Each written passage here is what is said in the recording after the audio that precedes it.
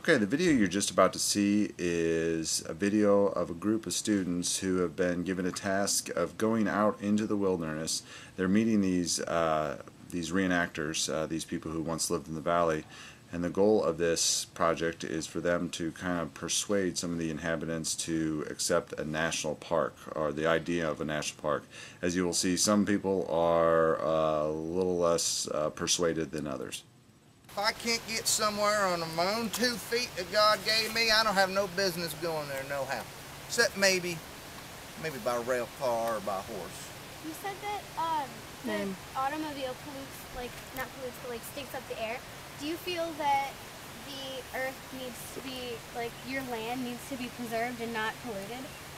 Well now, if you're gonna talk about stinking up the air, I'll tell you what else stinks up the air. Water. You ever been on the business end of a horse? Yes, ma'am. Yeah, now you talk about stinking up the air. If you ever been around cattle or on a pig farm, my goodness, now you talk about stinking up the air. So that car, it don't make no sense to me with big metal contraption. One little part breaks apart, you understand, and you can't fix it. You gotta wait so long until the next part comes in. That's the thing that don't make no sense to me. I don't know if I answered your question, but that's the answer. What's that now? What are you doing here? What am I doing here? Well, now see, we had big rains come in here last night. Big rains and winds, and so I come up here, make sure a tree didn't come across on one of these fences and take out a headstone. See, this is all family plots here from people that live here way back, long before my time. You see, I got some people buried in here way in the back, and just making sure everything's all right. Then I'll get back to my business here. Do you respect your land? Do I respect my land? Well, now everybody better respect the land. That just comes with the territory. What are your feelings about the loggers? About the loggers? Well, I'll tell you something. I'll tell you a little story. This path here, yins come on down from, yins came from up this way, didn't you? Yes, sir. Well, if you go up there far enough, you get to a fork. If you was to go right hand on that fork, you get to a place called West Prong. Now you got to know your rivers around here. This is the middle prong down here. If you don't know the names of your rivers, you get all kinds of turnarounds. So you follow here far enough, you get over to a place called West Prong.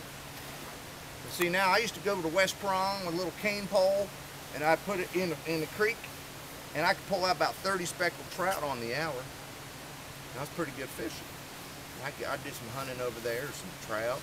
Other than the trout, there's deer and bear and turkey, and that's before most of those things got hunted out. Most of those things are gone. But see now, Colonel Townsend and the lumber company done gone up in there, and they took out all them trees. It don't look nothing like it does here. It's open sky. There's some scrub pines coming back up. Most of these plants around here don't grow over there because there's too much sunlight over there now. See now what happens with the steep hillsides like over yonder whenever the rain comes down and there's no trees? Landslides. Well, yes. All that dirt, where's it go? Down into the river. Goes right into the creek. There's no more speckled trout over there no more. All them's gone. It's all gone. You can't go over there and get no trout. No how. Now I'll tell you another thing. The hunting was pretty good for a time. Because the deer and the turkey and the bear, they like kind of those edgy areas where they can come out of the forest a little bit, and they can get some food. And then if they get a little frightened, they can go back in the woods. So that's pretty good for a time. But you can't go over there and hunt no more either. Now, who's to say that's not going to happen once he gets the rights to this land? So how do you feel about that? Well, puts food on the table for somebody. What about you? Don't put no food on the table for me, and the only reason is because I'm not going to work for no company, lumber or otherwise. Can I ask you your name? My name is Stuart. My name is Lexi. Well, nice to meet you. I have a question. If we were to say, build a nature preserves on this land and try to preserve the creeks and the trees and all the animals that lived here, would you agree to that? If, yeah. Well, now there's all kinds of animals up and down through here. There's all kinds of nature. You want to come up and look at nature, people are welcome to do that. Some of your neighbors don't feel that way. Well, that's true. See, a lot of strangers coming up in here in recent years. There's a lot of change going on, you understand? People done lived up in here for many, many years, and change happens mighty slow. See, all of a sudden in recent years with the logging company coming in, and with Will Walker and his wife Nancy passing on, there's a kind of a lot of changes going on people ain't used to yet. So I can understand why some people don't want people coming up in through here. But it don't matter to me. It don't matter to me, people coming up in here. So you like the change? Well, now, I didn't say I like all the changes. Now, if you've been listening, I think some of this business with the automobile don't make no sense to me. Everybody changing over to the Iron Horse. And a lot of these changes over West Prong are pretty sudden. Now, all them trees are going to come back over West Prong. It's not going to be anytime soon, is it? And they're all going to be cut down. Well, they might get cut down again. That's a good point. How do you like it if we preserve this land so no loggers could come up and ruin it? Well, now, I don't imagine Colonel Townsend would have a problem with that once he's cut it all down.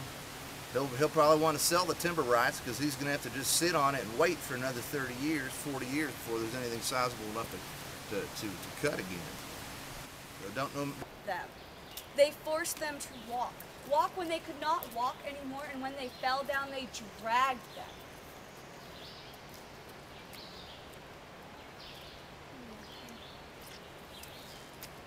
I wish you to be different, but yet I have not seen any evidence of such.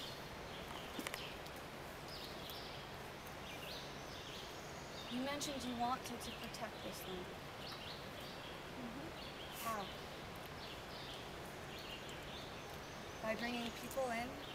Is that how you are going to protect this place? Is a national park just about bringing people in? It's about having people see the nature, trying to, so they can see the beauty and trying to keep it the same as it was. But think about where she's coming from. She lives in this. She is Outside. one with nature. Is it just about people being able to see? What's big picture parks, national parks? I assume that you love the animals and respect the animals that live here, and you want them to be happy, right? And you want to save Well, them. we want to try and save the animals. If we have a place for the animals to live, if we have a place, They have a place they can live.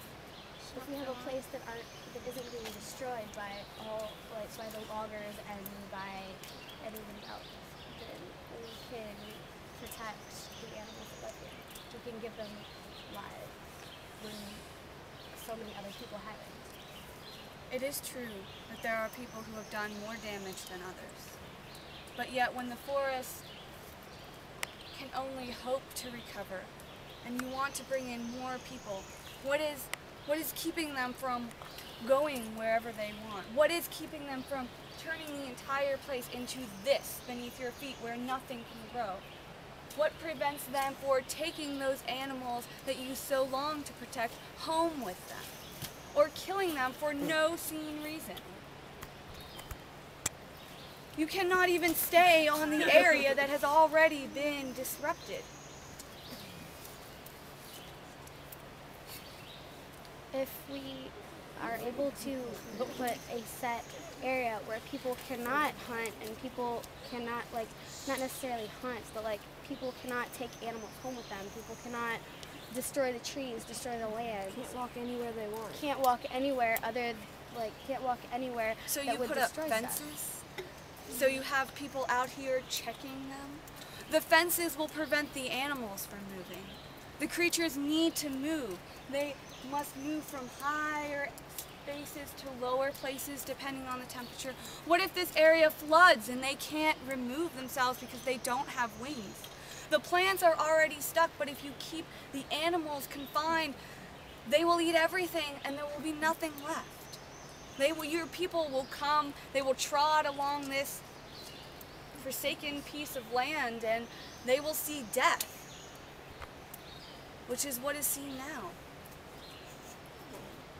Allowing more people is not the answer.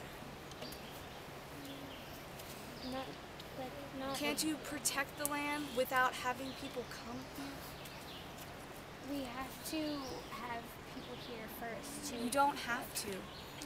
If they must be here, then they must understand. And if they understand, they would already be here. They will never understand. You have learned in a way that is so unlike any that I can understand.